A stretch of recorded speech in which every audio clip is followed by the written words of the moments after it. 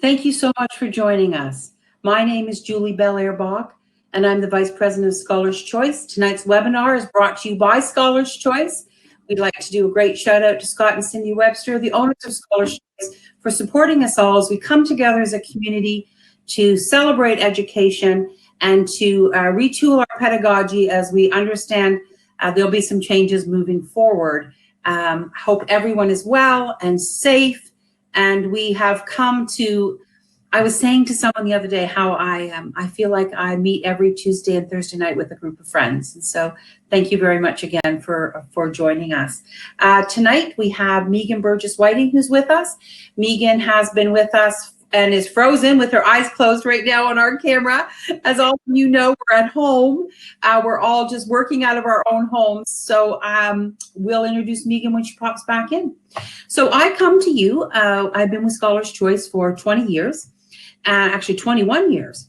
And I have been working in early years during that time. I'm also just starting my thesis yesterday for my final course in my master's in education in the field of early learning.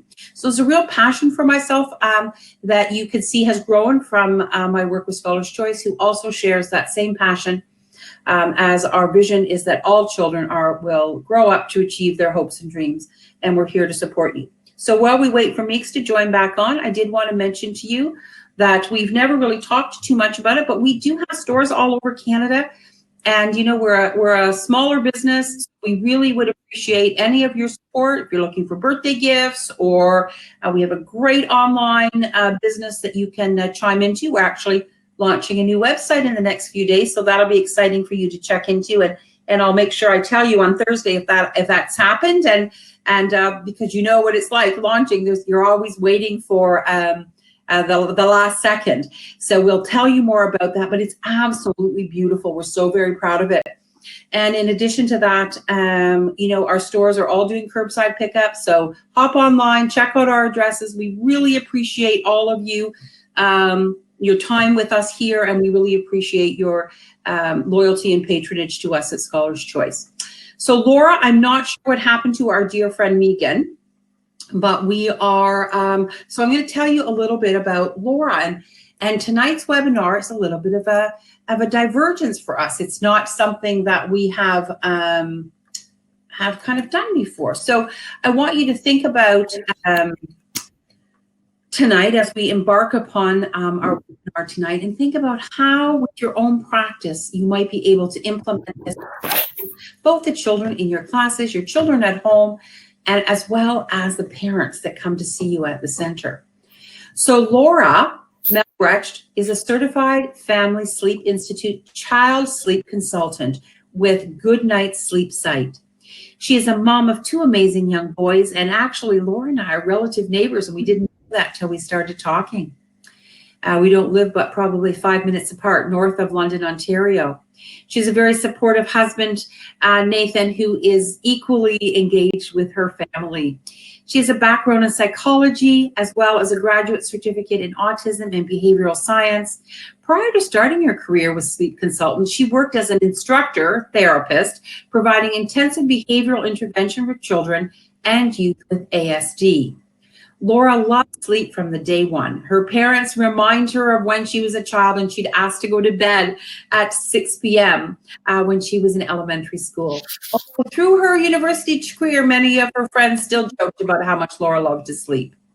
You can't imagine her dismay when her first son did not sleep and actually appeared to hate sleep. She and her husband were toiling with exhaustion and how to make this all work. And so with the help of Good Night Sleep, she was able to teach her son healthy sleep habits that have benefited her family. Laura went on to have another child, and he also has great sleep habits. And so as a certified sleep consultant and with her experience behavioral intervention with children, Laura comes to us with a wealth of experience to share. So Laura, thank you so much for joining us. And here's our friend Megan's back. Hello, everybody. You might have been back a minute ago. I just didn't have that visual. I apologize. I didn't welcome you back right away. That's okay. So Laura, we're really excited that you're here with us. We're going to get started in just 1 minute. Meeks just has a few things she needs to tell everyone in order for us to get on the right track. Yeah, so hello, welcome everybody. Thank you for joining Scholar's Choice on our webinar tonight with Laura. So if any point during the webinar, if you have a connection issue and it freezes, just reconnect at the top of your screen or refresh your screen. To submit any questions during the webinar, switch to the question and answer mode at the bottom of the screen, and then we can ask Laura these questions at the end. Remember to qualify for your certificates. You must stay on for the whole webinar. At the end, you will get an email confirmation sent to you confirming all your information on the email is correct. Once you send that back to us, then an email will be sent to you with your certificate. To access any of your certificates from past webinars that you've been on, if you can please visit us at www.scholarschoice.ca, and we have a banner at the top that says our webinars, and if you just click on there, it's very self-explanatory, and our team has done a great job putting that together so you can access all your certificates. But if you have unsubscribed from Scholar's Choice emails, you won't get them. So you have to resubscribe to Scholar's Choice to get all of our emails and your certificates. And please don't forget to follow us on social media, on our Facebook page and on our Instagram at Scholar's Choice. So thank you, everybody. Enjoy tonight, and I'll see you in a little bit. Thanks, Megan. Thanks. So Laura, sleep. How many of us have all experienced sleep deprivation with a new baby? But for so many of us, it goes well beyond that, doesn't it? It goes beyond a new baby anymore, doesn't it? It does, unfortunately. I hear from so many adults that will say, if you talk to adults that are not sleeping well, they'll say, well, my parents always said I never slept well as a baby. So establishing healthy sleep habits at a young age is actually a lifelong gift we can give our little ones. It really is. But I think that there's a possibility of intervention, even if it doesn't go well when they're young. For sure. Yeah, it's never too late to kind of clean up or just reassess your sleep habits. Definitely, I've worked with families that are even school age that have little one has not slept well from newborn, and we've made some big improvements even then. So it's never too late. But of course, sooner is always better. Sooner is better for everyone else. One of the things I also know is that when a child isn't sleeping, just from my own practice, is that they can be irritable, difficult to they're not cooperative, and not because they don't want to be, because they just can't cope. Because when you don't sleep, none of us cope, do we? That's right. Yeah, we all struggle differently from lack of sleep, that's for sure. So we see irritability often, but we also see hyperactivity. Sometimes we see misdiagnosed behavior issues in classrooms. That's a really big one. Yeah, we all struggle differently, that's for sure. So Laura, why is sleep important? So there are a few big reasons. Of course, cognitive ability. So that just ability, to be able to process the things we've learned throughout the day. Our brain takes the things we've learned from the day, stores them in long-term memory, gets rid of the things we don't need to keep. That kind of thing all happens during sleep. Also, just being able to sustain attention. We can't do that when we are so sleep deprived. We know that ourselves, right? From having newborns, that even simple decisions are really, really hard when we're not sleeping well. So Laura, I just wanted you to comment one more time, because I really want to make sure all of us hear this, is that it is during sleep that our long-term memory is established so that we retain what we learned in the day. Do I say that right? Yeah. So our brains take everything from our short-term memory and process it and put it away in the long-term memory while we're sleeping. So if you're not sleeping, or you're not getting restful sleep, and we're going to talk about some people are sleeping and it's not restful sleep, But that is so important. So when you're thinking about your little ones, and I know we have a lot of people chiming in about teenagers, and rest assured, Laura's going to deal and talk to that. She actually gave me a few tips. I have a university age child who just came home, and you know how they get out of sync. She's going to deal with that. So just rest with us. We'll certainly be dealing with this. And so outside of cognitive ability, what else is important about sleep? So when we're sleep deprived, our safety is actually compromised too. We lose that spatial recognition, so that ability to just sense kind of the distance around us and that depth perception and things like that. Our hand-eye coordination is also impacted. So that's important for a lot of things, especially, any age, right? Our little ones who are learning to walk, learning to climb, ride a bike, if they are sleep deprived and they can't kind of plan that, injuries are likely to happen. And of course, that's all the way through to us as adults, driving vehicles, operating machinery, even just being home and being responsible for our household tasks. If we don't do that properly, that's not a good thing right now. No, I can become quite, especially, and I really see it when I've traveled internationally and I am very sleep deprived. I drop things, I've walked into things that I think, well, that's just not characteristic of me. But you're right, it probably is because I am.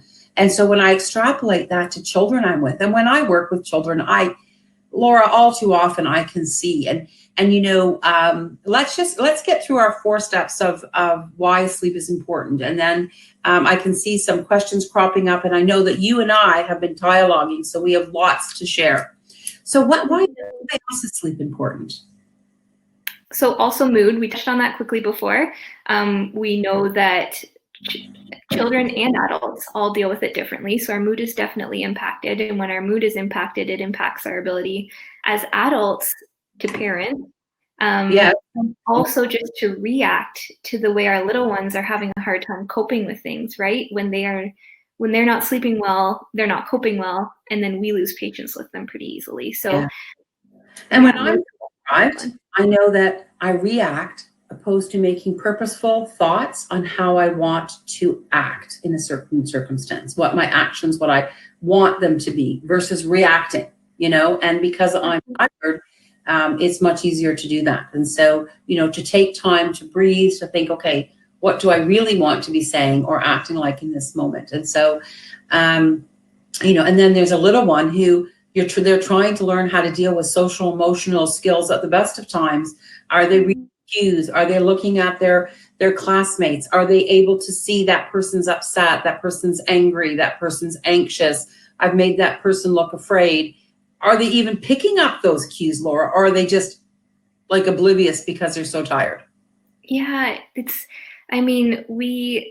when they're so tired, they don't have that ability to kind of reason out those things, right? And we know that higher level of reasoning isn't established until a little bit older age anyway. But when they're so young and they're so tired, even us as adults, we don't pick up on those cues that our newborns are sending us if we are too sleep deprived.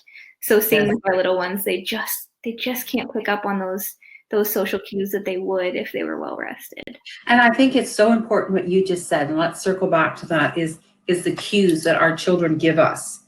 Are we missing those? Is that why? I was just talking with my granddaughter just before our webinar.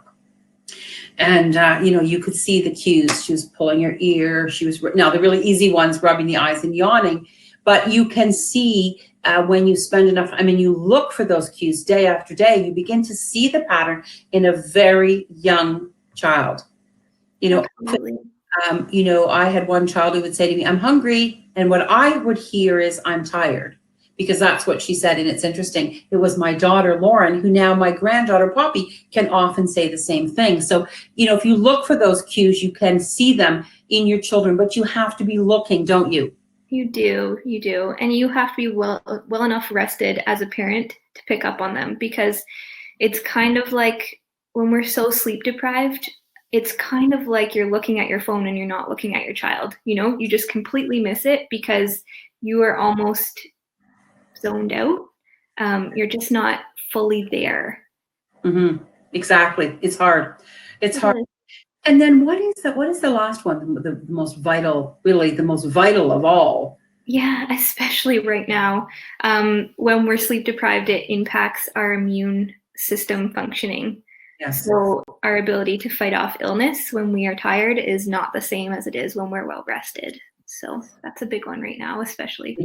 Because you know yourself that when, as an adult, when do you get sick? Is when you are tired, you're run down. These are things that we've heard about since we were very young, and now Laura's sort of putting those all together. So to recap, you know, a cognitive debility, safety, mood, and illness are the 4 reasons why we need our children to sleep. And that's why it was so important to have Laura on. And we want to thank Emily, you and Emily Webster connected. And, you know, when she presented this, we thought, yeah, this is brilliant, because I think it is so important right now. Many of us are struggling with sleep because of what we're dealing with. Added stress.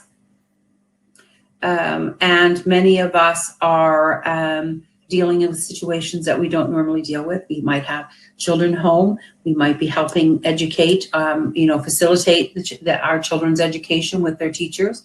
We may have toddlers and young children who we may have only been with a number of hours a day, and now we're with 12 hours. And if they're sleeping well, we're with them 12 hours, you know?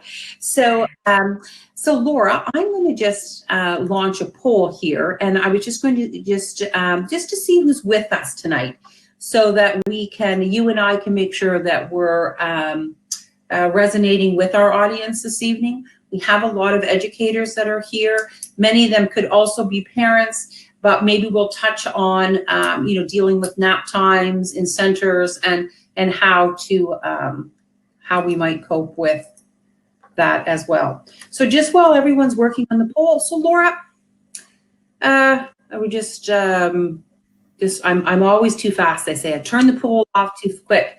So while you're all working on the poll, you know that we are working from home, and so this is just my office, and at home, just north of London, Ontario. Laura's in her home. So if you are having any technical difficulties, please understand that, you know, this isn't the best of scenarios, but we're sure happy to have you with us and talking about these most vital components of our pedagogy.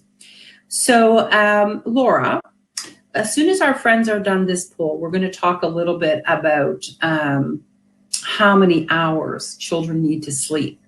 But I just want to hold off. So we have actually parents tonight. We have quite a few parents on, people that are parent educators, and so we have about 80% of our people or 80 plus, almost 90% of our people are actually educators and or parents educators, both grandparent educators. We have and teachers, as well as a number of parents and some grandparents. So shout out to you grandparents out there. We know how much fun that really is. So I am going to I'm just going to launch one more poll for all of us you to participate in. And because we would like Laura to start talking to us about how many hours do you think children should be sleeping? So I'm just publishing this poll, and Mike, our producer, will turn it off. Yeah, we've got a producer. That is, I promoted Mike to producer last week when I realized this would never happen without him. So people are just chiming in on how many hours children should be sleeping. So Laura, tell us, how many hours do our children need to sleep? Yeah, so I put together, you will receive a little chart after, yes. after yes. this. Do you want me to show them right now while you're talking? Sure, you can. Yeah. Sure, I can do that for you. Sure. There we go. It's up on our screen. This is just a very, very general guideline, and I made that note below there for good reason. If your little one is not well rested, they may require the higher end of these, this little sliding scale here that's listed, but or even more. So that's why I say it's very, very general. And of course, all babies, all children, all teenagers, all adults are all different. So that's why I like to say it's a very general guideline. The American Academy of Pediatrics website has this chart listed as well, very similar chart. So that's kind of where I get these guidelines from. So you can see there, between newborn to 3 months old, 12 to 18 hours of sleep. Infants 4 months to 12 months, 12 to 16 hours of sleep. Toddlers 1 to 3 years, 11 to 14 hours. Preschoolers 3 to 5 years, 10 to 13 hours. And school-age children 5 to 12 years, 9 to 12 hours. And that's in a 24-hour period. So that includes nap sleep as well as nighttime sleep for all of the above. And again, it's really important that if your child is sleep deprived, we say that they have sleep debt. So we need to repay that sleep debt. So that's why I say they most likely need more than kind of what the guideline is there. But it's just nice to know approximately how much sleep your child. Well, it's a good rule of thumb, because if my child is 7 and they are sleeping, just 8 hours, and I'm seeing some behavioral issues, I might think that one of the things I should look at would be their sleep. Are they having enough sleep? And one of our parents chimed in, and this is maybe something that we could talk about, Laura, is that as an educator, we sometimes get parents who will say to us, please don't let my child nap in the day because they're up till 11 o'clock at night. So Laura, how would you respond to that when you're coaching parents?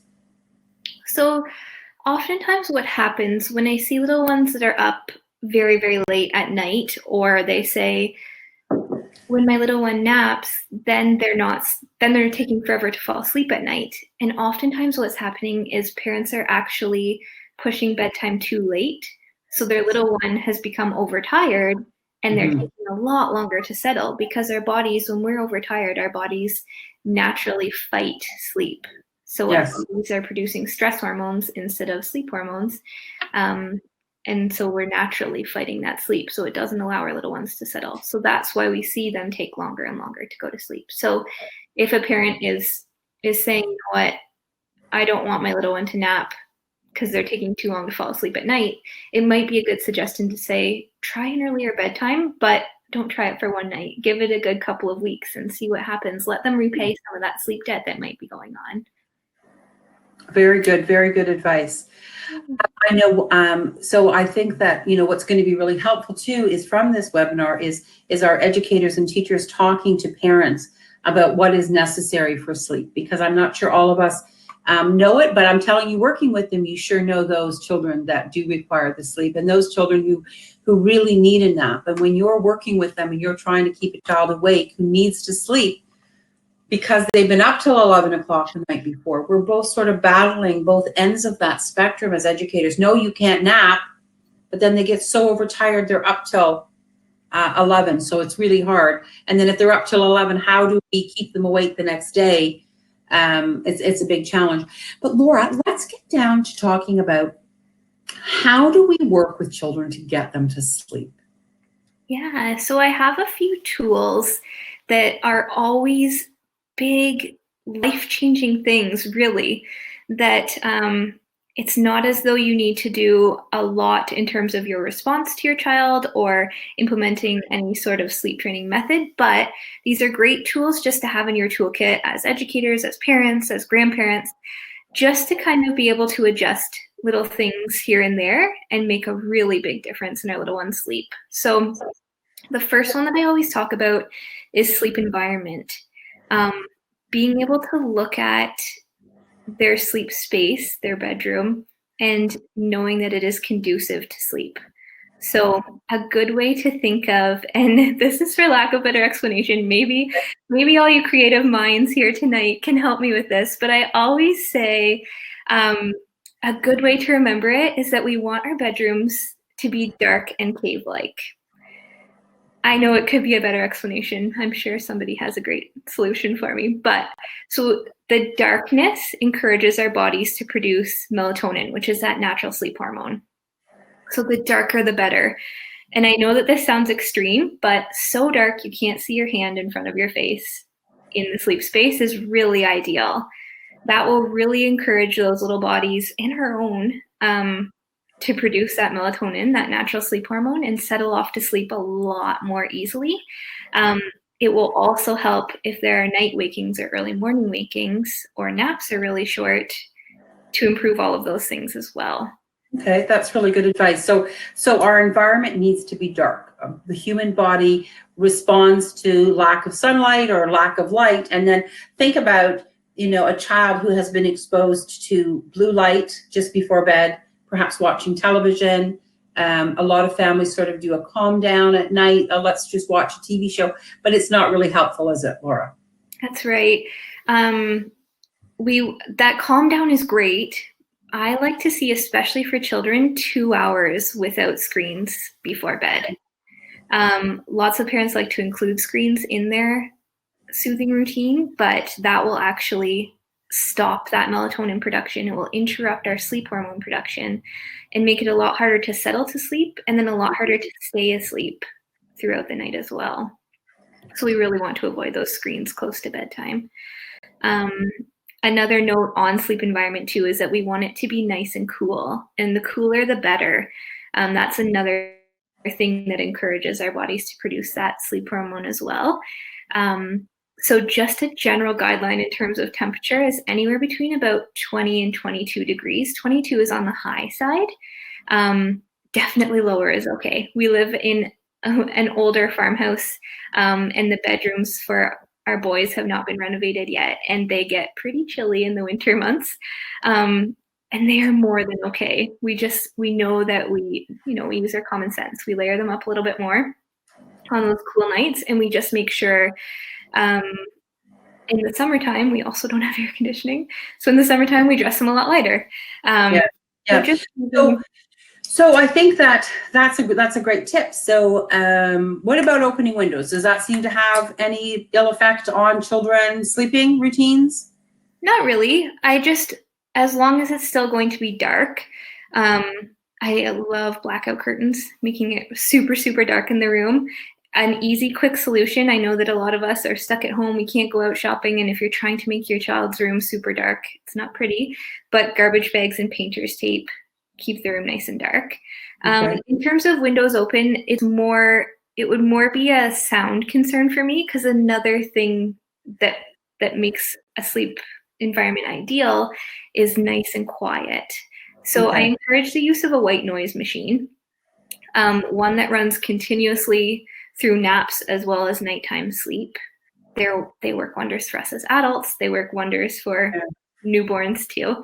Yes, my son and daughter-in-law, with our grandbaby Georgia, they had one, and it was incredible how well it worked. It worked so well that when I started to travel, I found an app on my phone, and I used it.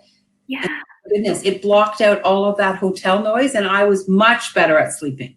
Isn't it wonderful? It's a bit of an adjustment for some people the first few nights or so, especially if you're not used to sleeping with some sort of sound that's right there in your room.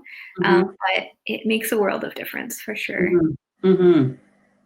Yes, for sure. And so what else about the environment? So dark and cave-like, so nice and dark, nice and cool. We want it to be really boring. That's where that cave-like part also comes in. So I always say to families to kind of look around and assess the room. We notice around 4 months of age, our babies start to get a lot more inquisitive. They start to really take in the environment around them. And if that means that I noticed with both of our boys that they love to stare at like black outlines, so dark outlines or lights. So we made sure not to hang anything like that on their walls. We want to avoid, there are a lot of things that are marketed as soothing tools, but they actually tend to delay the process of our little ones falling off to sleep.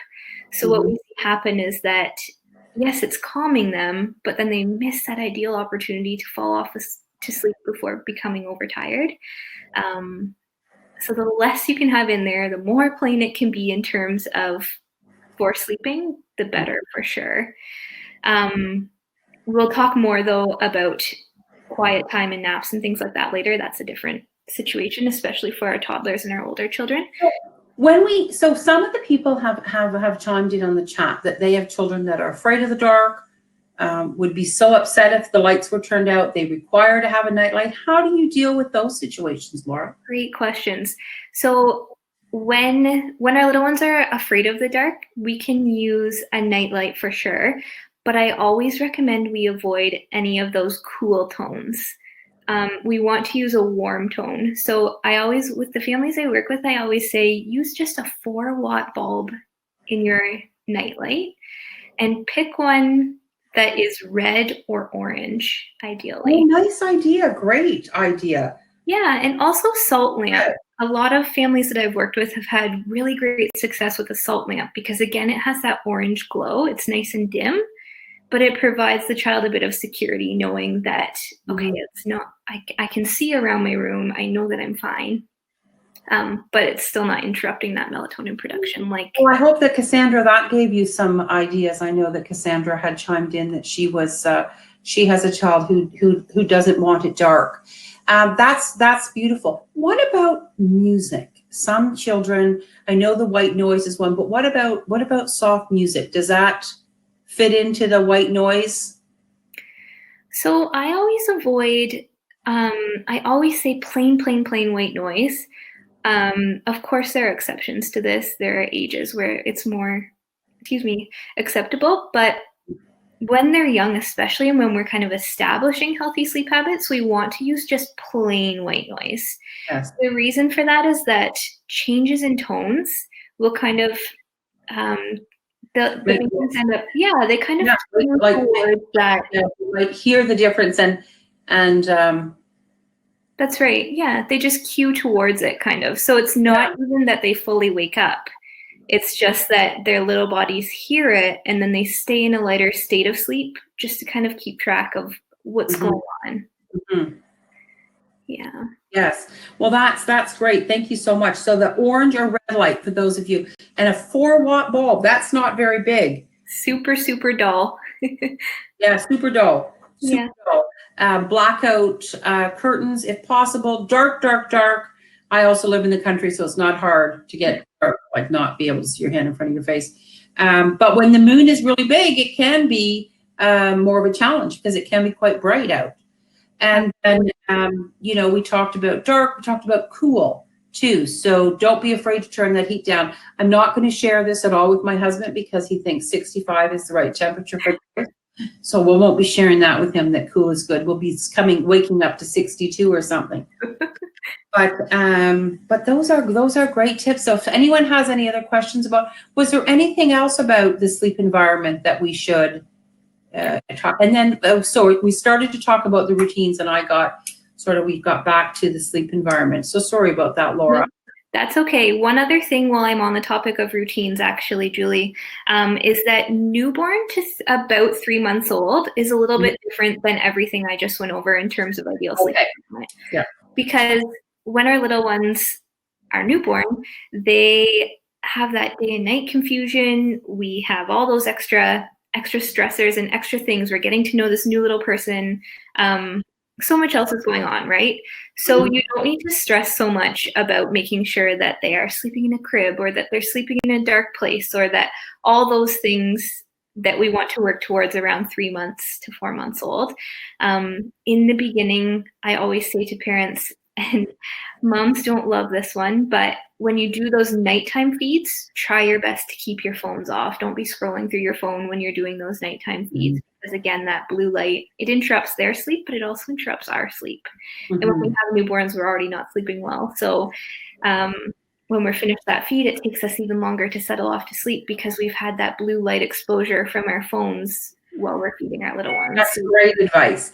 And you think about even as your teenagers might pick up their phone if they get up to go to the washroom, or so, encourage them to not take their phone with them and to check it. Or, even as adults and again, teenagers or children, is to pick up our phone just to see, oh, what time is it? And then you're exposed to, that black light.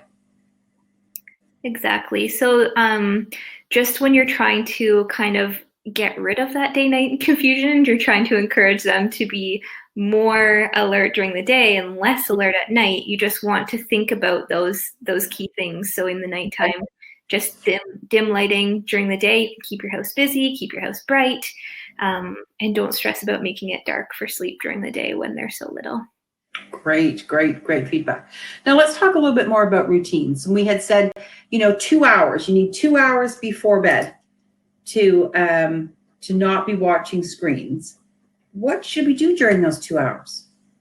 Calming activities. I know that Scholars Choice has amazing resources and options for this. Open-ended play is the perfect thing to do at this time of day. It's calming. You don't need to be too wild.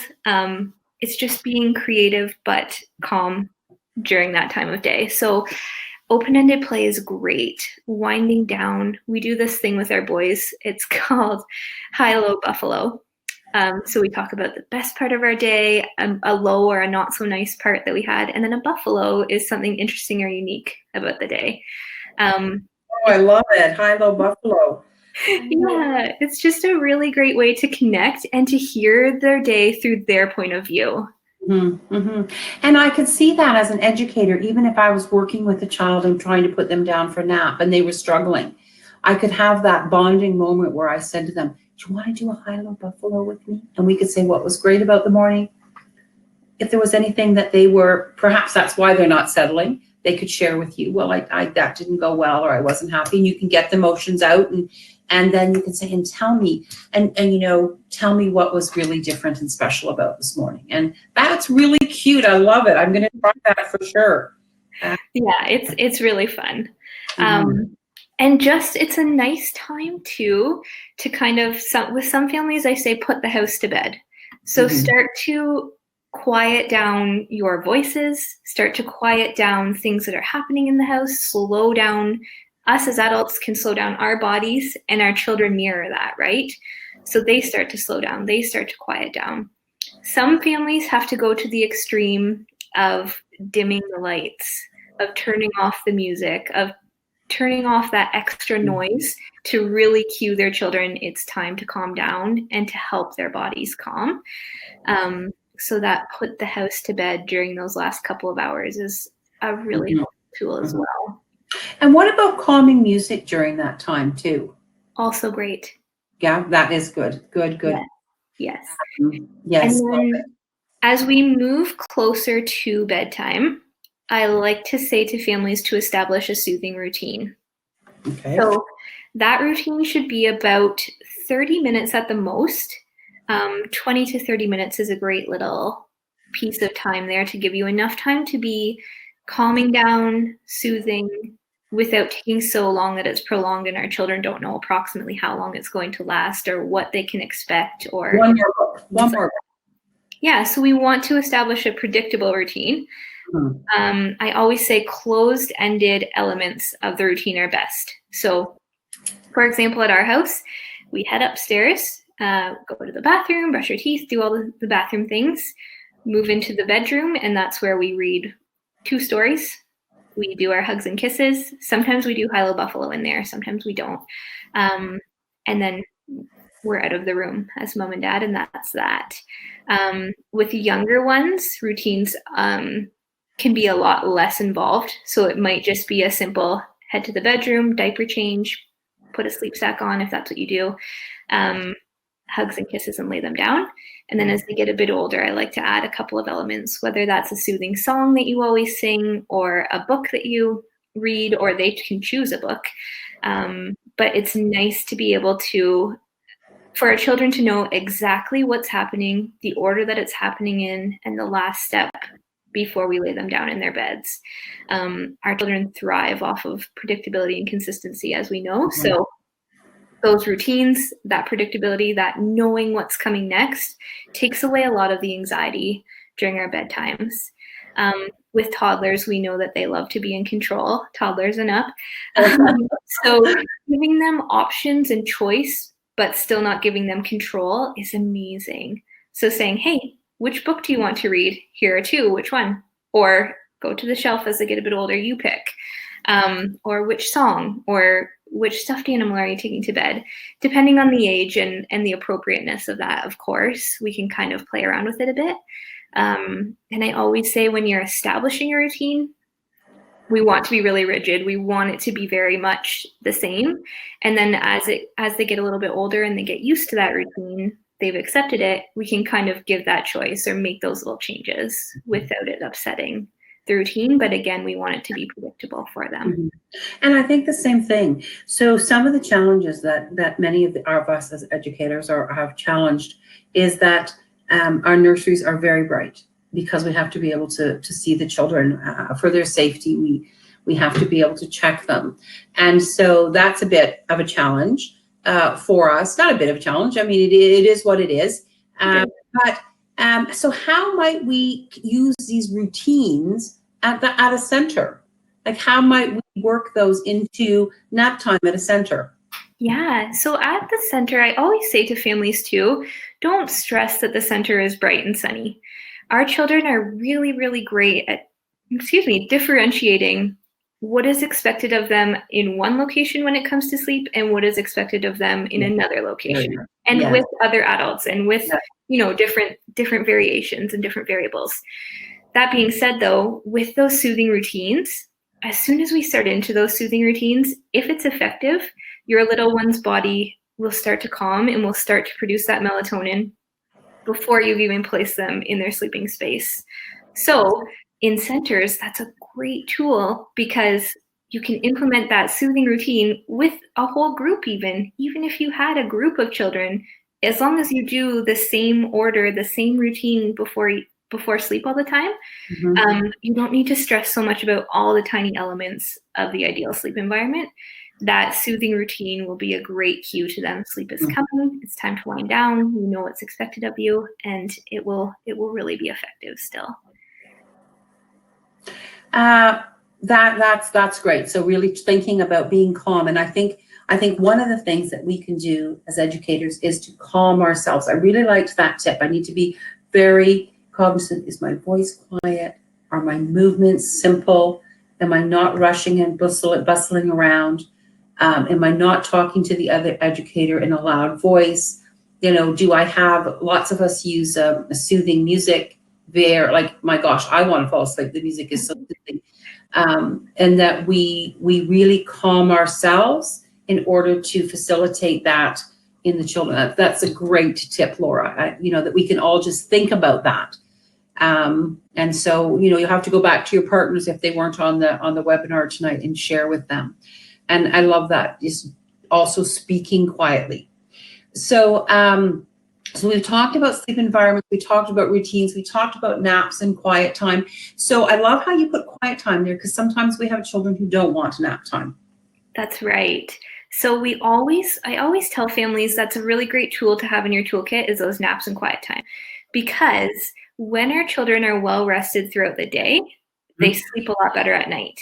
Daytime sleep impacts nighttime sleep impacts daytime sleep. And so it can become a vicious cycle of overtiredness if naps are not happening or if nighttime sleep is not happening. So keeping our little ones well rested, and this is true from newborn all the way up until about 3 to 6 years of age, is when children benefit from naps and when those naps kind of fade away, is really, really important. It's much easier to settle a rested child to sleep at the end of the day than it is to try and settle an overtired little one. So in saying that, though, lots of children don't want to nap. Especially, like I was saying before, our toddlers become their own little people, and they think they know what's best for themselves, and they think that they need to be in control. So a really great tip that I have for that is just to say to our little ones, that's okay. You don't have to sleep, but you need to have quiet time. Because, like I was saying, they benefit from those naps until about 3 to 6 years of age.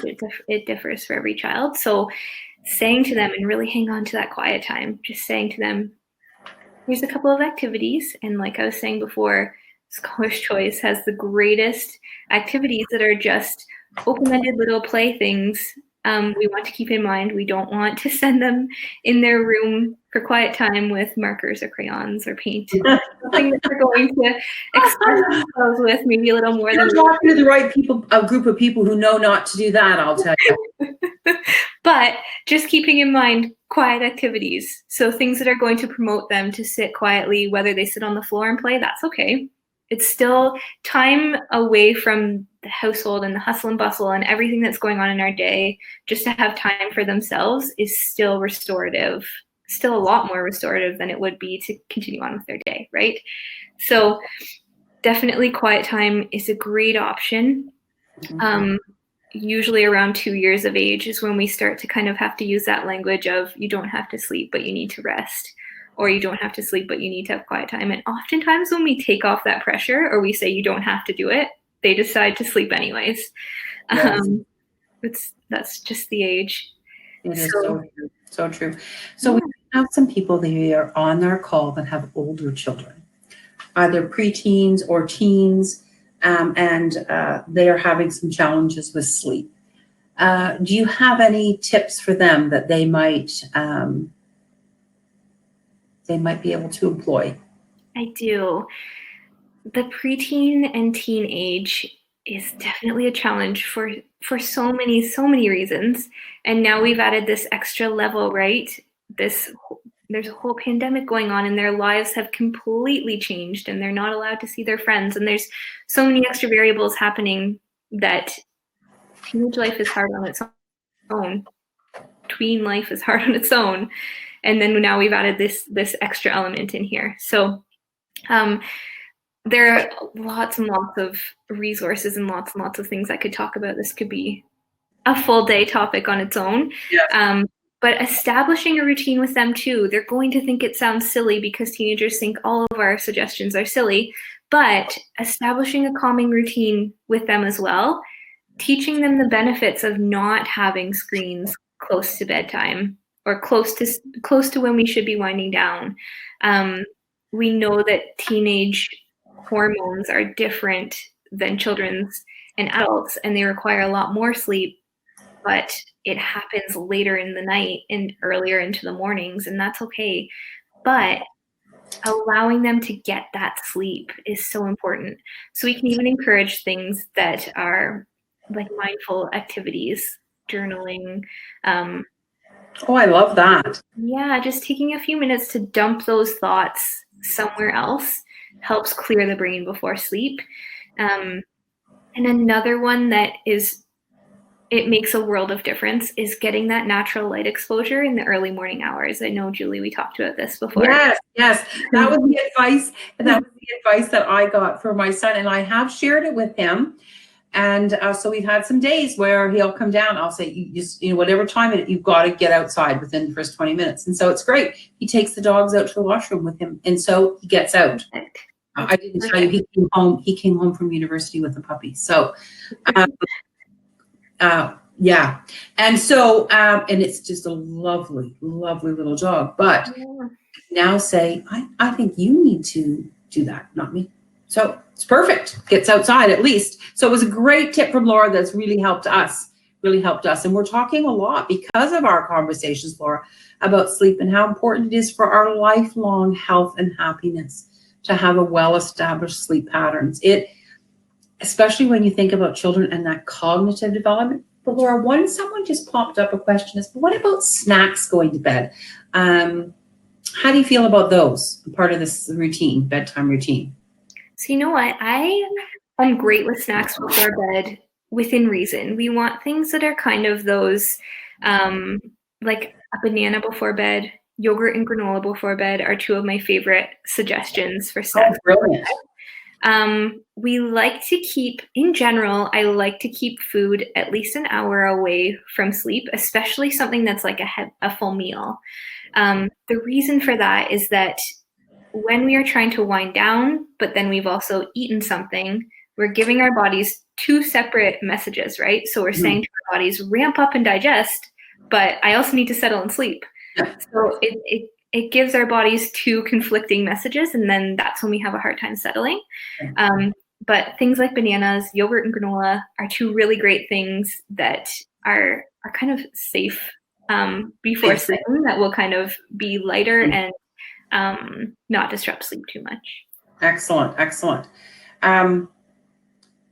So the other one, Meeks, I know that you have some questions. Someone just should chime in. What do we do if my child is yelling and crying and I'm trying to put them to bed and this is what they're doing?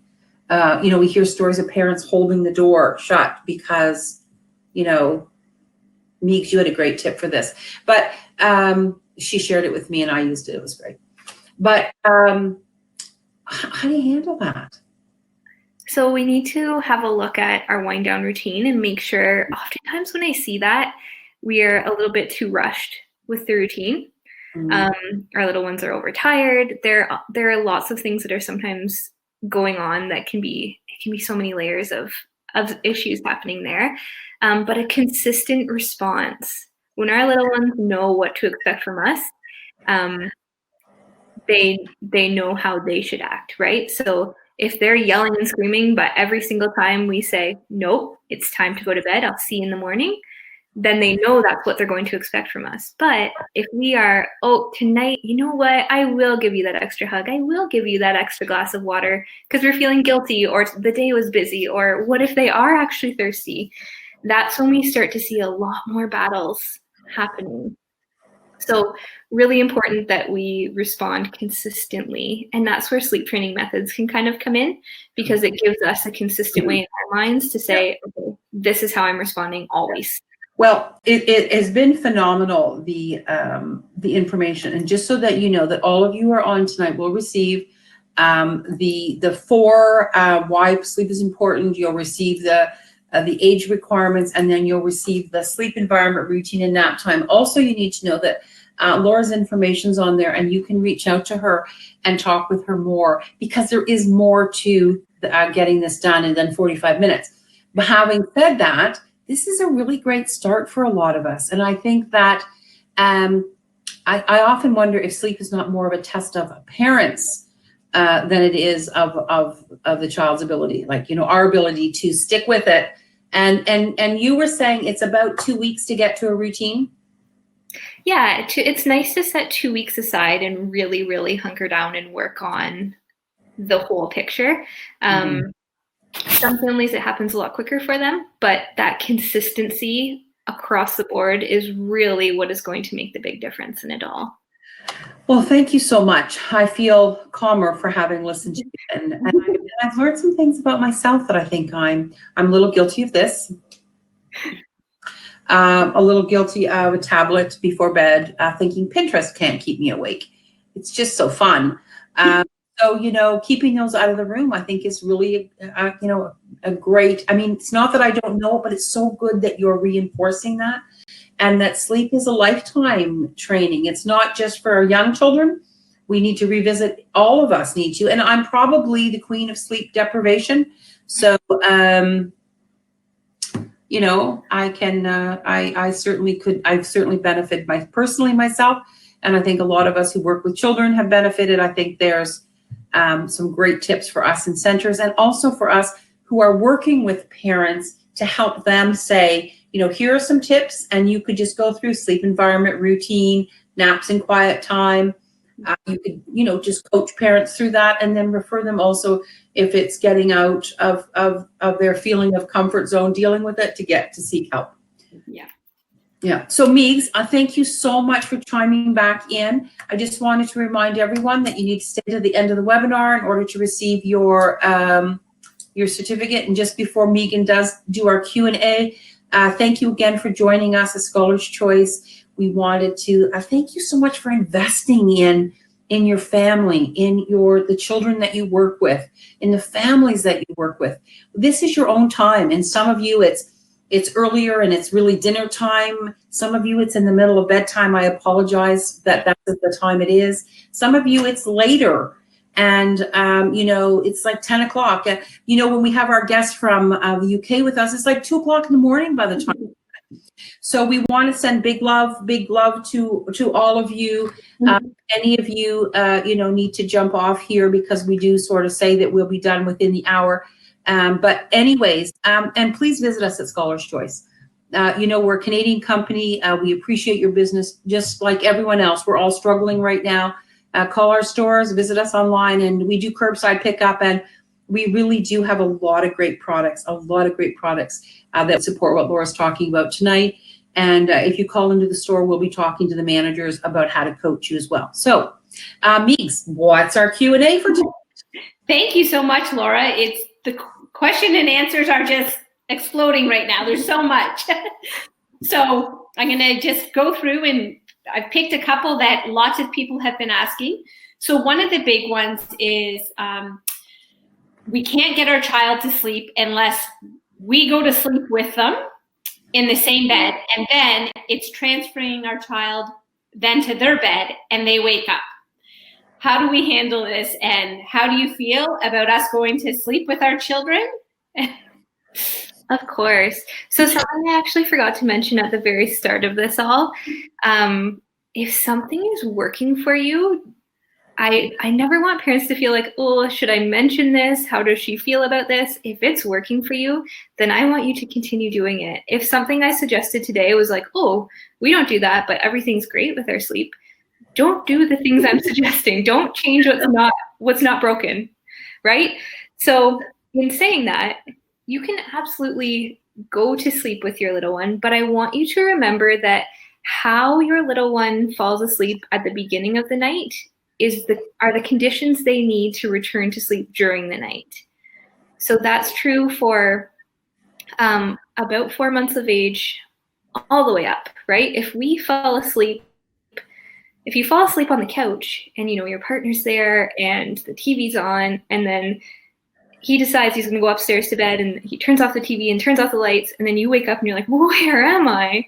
The same thing happens for our little ones.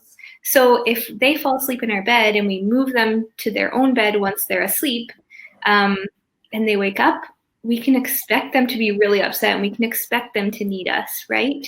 So a really great method that I love to use in this situation is what I call the chair method.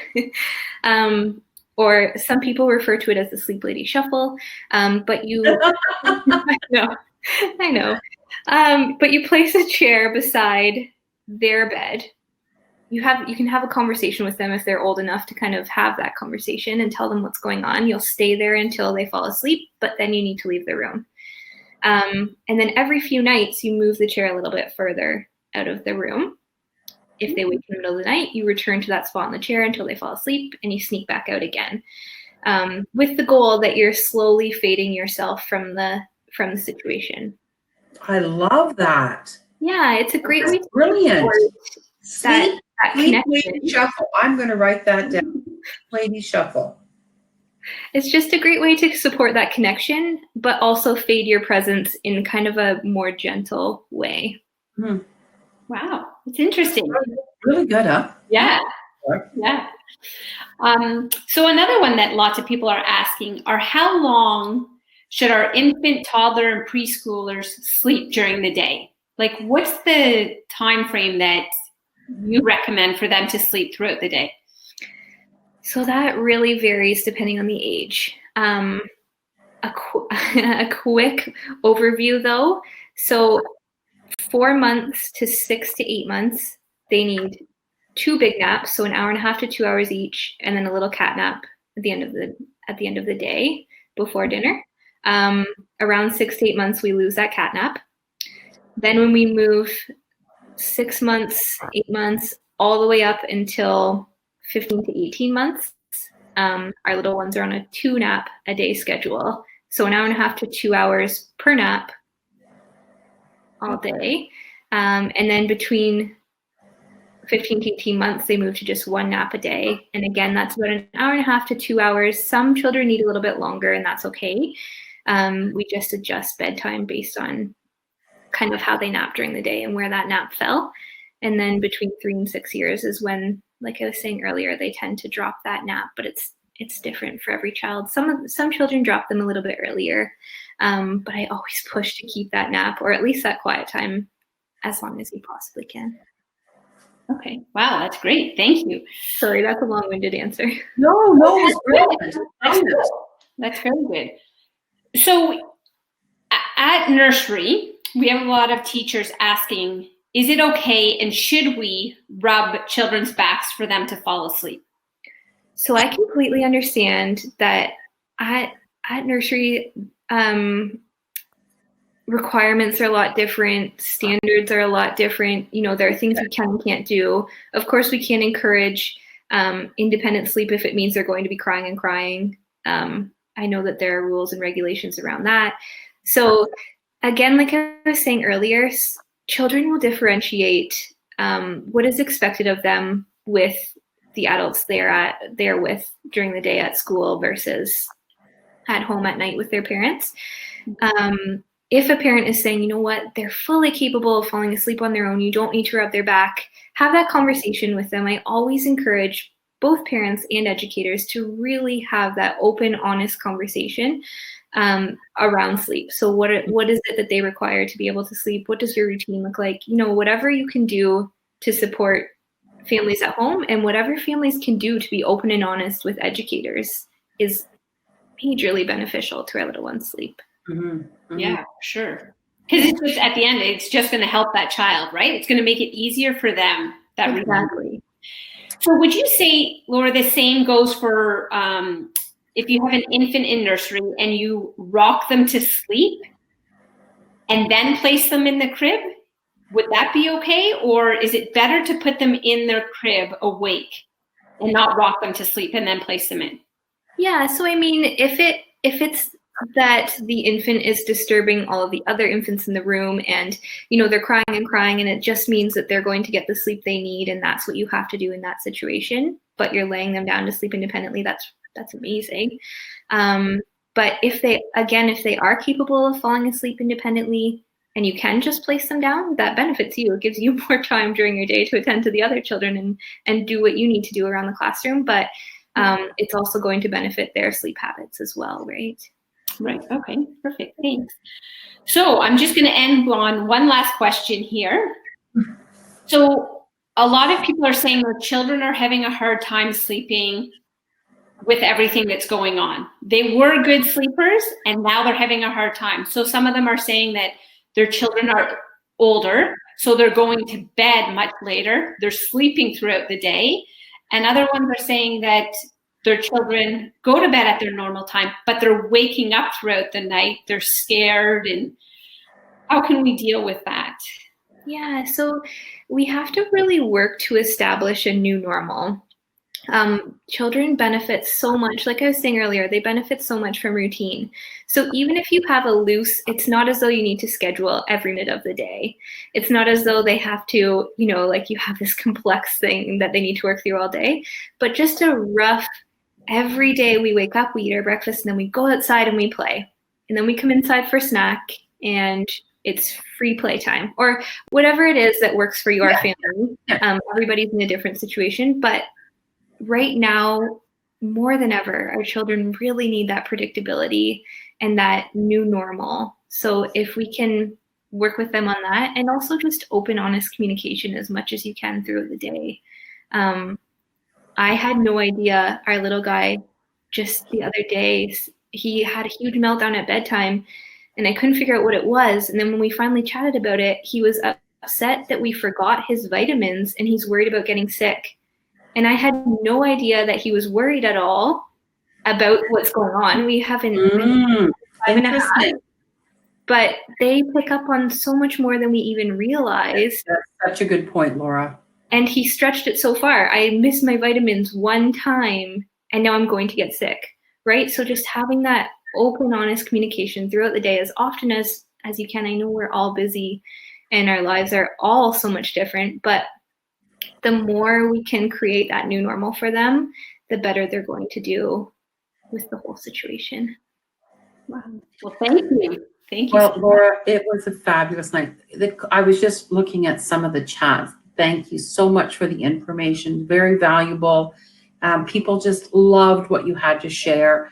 I think that in this time when there are so many of us very concerned, all of us very concerned about health and safety, and the importance of sleep, you've really brought, I think, a real sense of that people have a plan, something that they can try with their children And as I said to all of you, we'll post Laura's information if you want to chat with her more, because you have situations that, you know, require more. But I think that there was a lot tonight, Laura. Like, I really feel that people could really try that. And I just saw one woman chimed in that she knew that the Sleep Lady Shuffle, and she took her 1 week with an 8-month-old to get him to be sleeping. So 1 week. So Wow. real message is, you got to commit 2 weeks to this, guys. It's not one night. It's not 2 nights. It's not 3 nights. It's, you know, you're going to have to establish a routine. And it sounds like, you know, this lady did it in an 8-month-old in a week, which was great. But if they're a little bit older, it might take a little bit longer. Thank you very much for helping us become more informed as educators, more informed as parents, and, you know, being a part of our community. As I said, I look forward to every Tuesday and Thursday night. I feel like I have my friend group that I meet with and we talk about information that is valuable to my career and to my loved ones. So thank you so much, Laura, for being a part of our evening. To all of you who are still with us, thank you very much. Everything will come out tomorrow. And big hugs and love to all of you. Be safe. Look forward to seeing you on Thursday.